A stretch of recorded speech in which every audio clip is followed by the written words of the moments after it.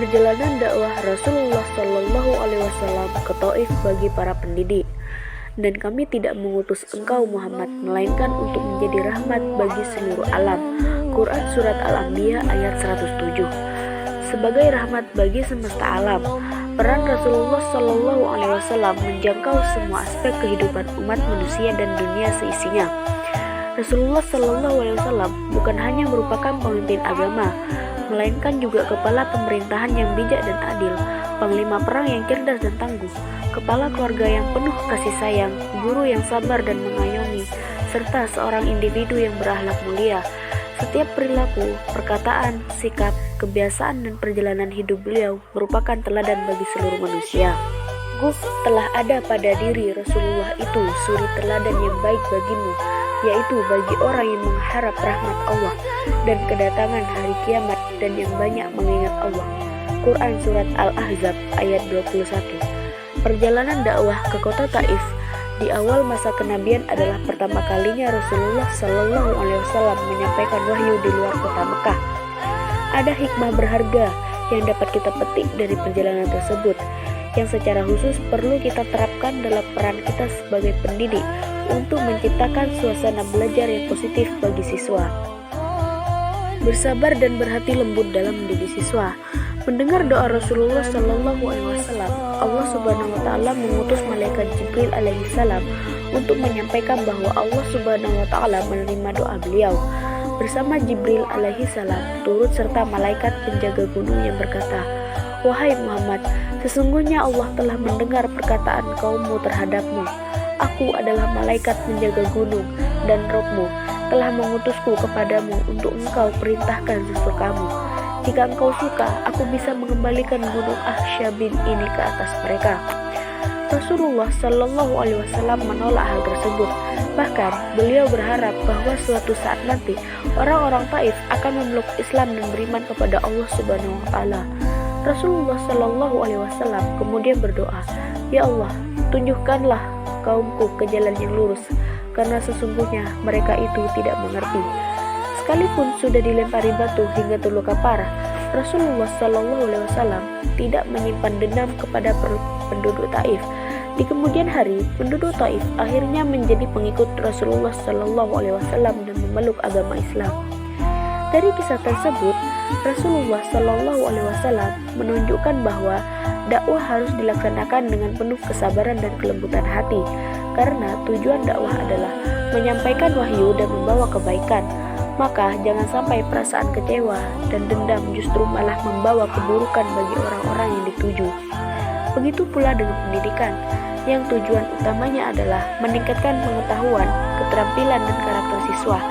Jangan sampai kita menjadi pendidik yang menghukum siswa yang nakal secara berlebihan, atau memberikan sumpah serapah kepada siswa yang tidak menurut, karena hal-hal semacam itu justru akan membuat siswa memandang pendidikan secara negatif. Kelembutan hati kita perlahan akan melunakkan hati siswa. Kesabaran kita dalam mendidik perlahan akan mendorong siswa untuk turut berusaha menjadi pribadi yang lebih baik. Inspirasi melalui tindakan. Rasulullah Shallallahu Alaihi Wasallam tidak pernah meminta siapapun untuk melakukan hal yang beliau tidak mau lakukan. Seringkali Rasulullah Shallallahu Alaihi Wasallam bahkan menjadi orang pertama yang maju untuk melakukan hal-hal yang sulit atau berbahaya. Meskipun hal tersebut bisa menyusahkan atau membahayakan beliau, keberanian Rasulullah Shallallahu Alaihi Wasallam untuk menjadi yang pertama dalam bertindak maupun menumbuhkan rasa hormat, kecintaan, dan kesetiaan dari para sahabat.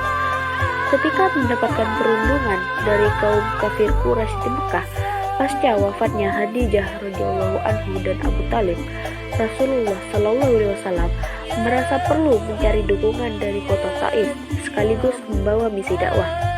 Untuk hal tersebut, Rasulullah Shallallahu Alaihi Wasallam tidak mengirim utusan, melainkan beliau sendirilah yang menuju ke kota tersebut dengan ditemani oleh Zaid bin Haritsah radhiyallahu anhu.